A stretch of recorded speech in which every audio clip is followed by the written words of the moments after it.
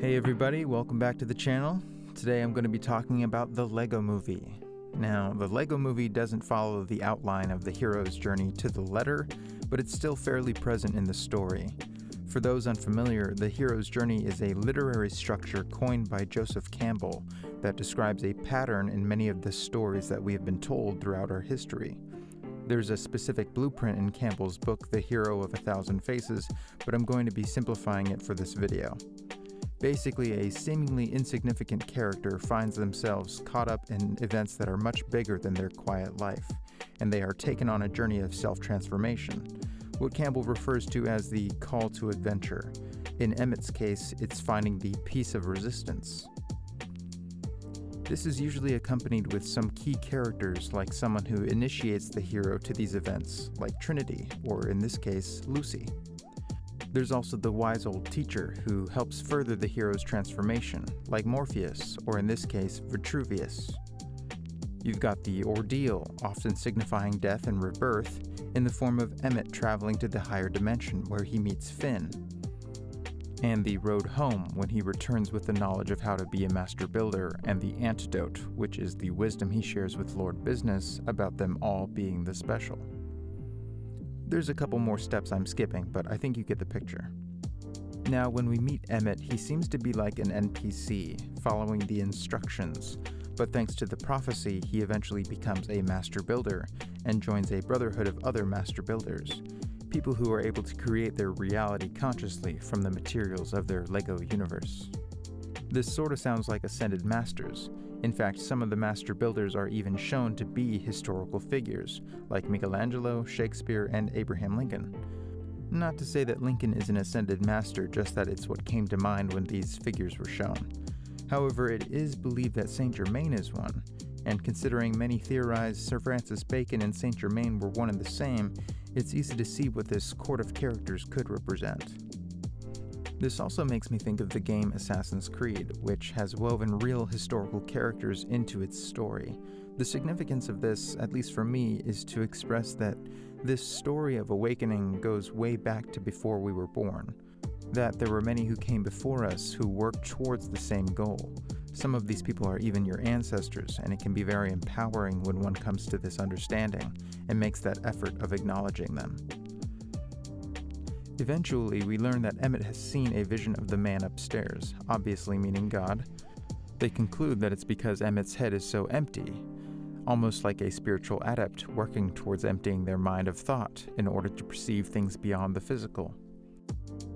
When it comes time for Emmett to begin his master builder training, his teachers tell him that step one is to trust your instincts, and we get to see just what this means for Emmett. He solves problems in his own way, a common trope used in many stories of the hero's journey. An aspect of the hero's hidden talent comes from their, shall we say, basicness. Think of Gandalf choosing Bilbo for the job of burgling Smaug's lair. This is all part of the journey of ascension for each master. It's that whole "the power was within you the whole time" thing. At one point we're shown that Emmett's ability to play to his strengths is exactly what they need. When the team's submarine breaks, it's Emmett's double-decker couch that keeps them afloat, an idea that was previously scoffed at. And later, when planning to take on Lord Business, it's his idea of following the instructions that enables them to gain access to the building. I feel like this refers to each one of us, having our own personal piece to the grand puzzle, and it's up to us to find a way to share it with others. Vitruvius is voiced by Morgan Freeman, and interestingly enough, he plays another leader of a hidden brotherhood in the movie Wanted, which also features a woman who mentors a man to become a member of their secret fraternity and leave behind his old life. Just an interesting side note. Cloud Cuckoo Land could be seen as the astral plane.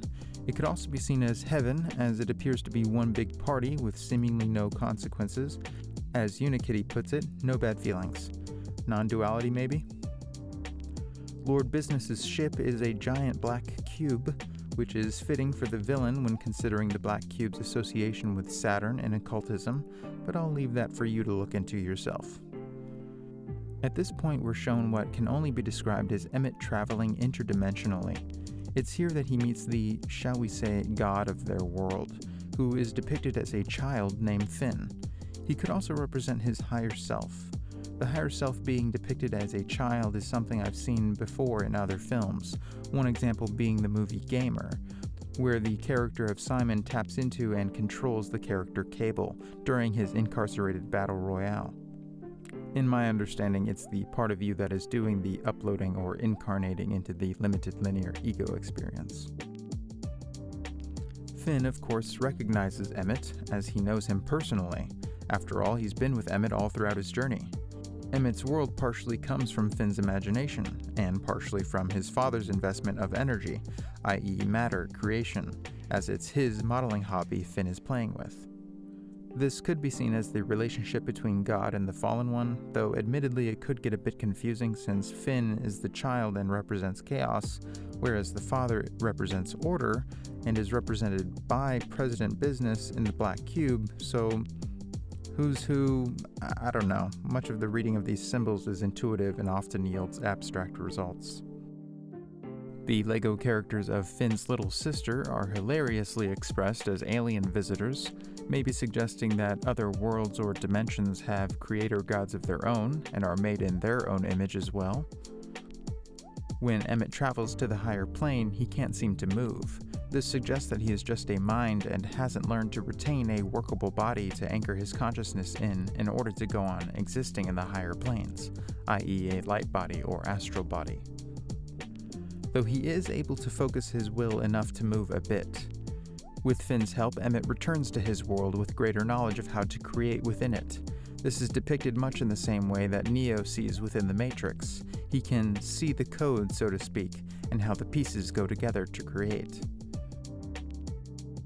And one last thing, I'd like to note here that President Business was ultimately the one who reunited the piece of resistance to the Kraggle, showing that he too was the special. Sort of like how Darth Vader really was the chosen one because it was him who ultimately killed the Emperor. I am of course referring to pre-Disney canon here.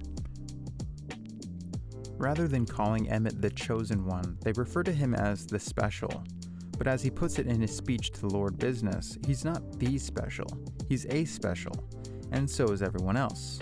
He tells Lord Business that the prophecy is about all of us, and right now it's about you.